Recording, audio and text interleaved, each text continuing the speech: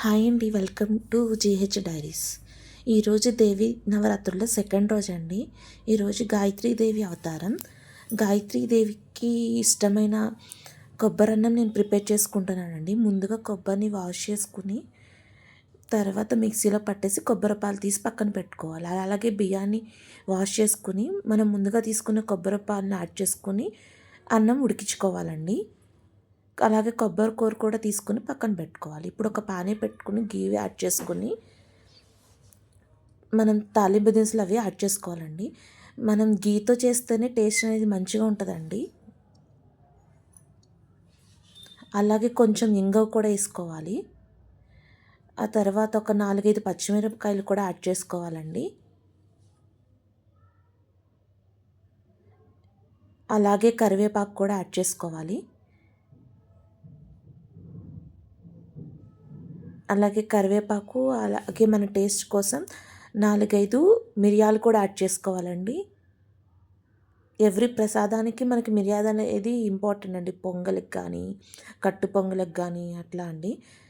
అలాగే 2 ఎండుమిర్చి కూడా యాడ్ చేసుకున్నానండి. ఇవన్నీ కొంచెం ఫ్రై అయ్యేలాగా చూసుకోవాలి.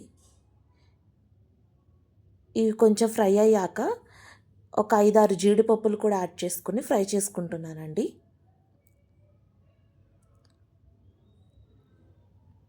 ఈ జీడిపప్పులు అలాగే మనం ముందుగా యాడ్ చేసుకున్న పచ్చిమిర్చి ఇవన్నీ మంచిగా ఫ్రై అయ్యాక మనం ముందుగా కొబ్బరి కొరువు తీసి పెట్టుకున్నాం కదండి, కొబ్బరి తురుము, అది ఇప్పుడు యాడ్ చేసుకోవాలండి.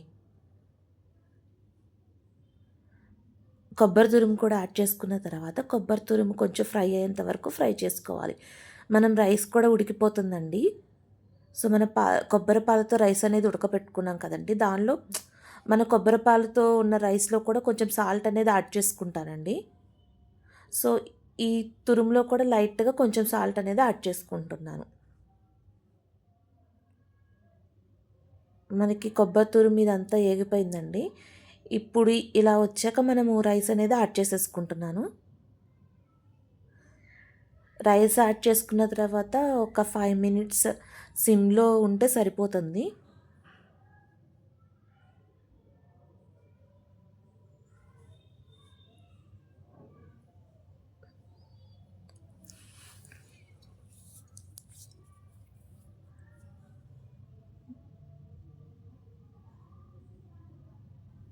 నేను రైస్ అనేది add చేసేసుకున్నానండి.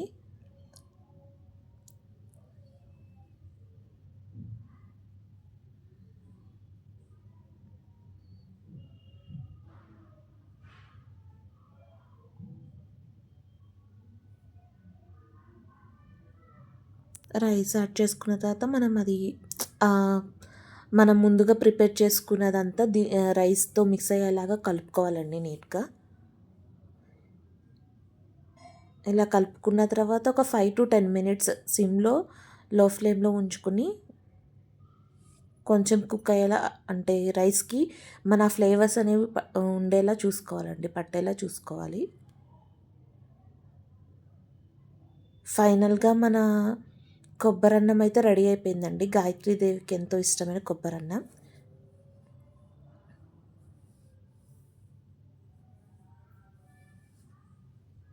Thank you for watching అండి.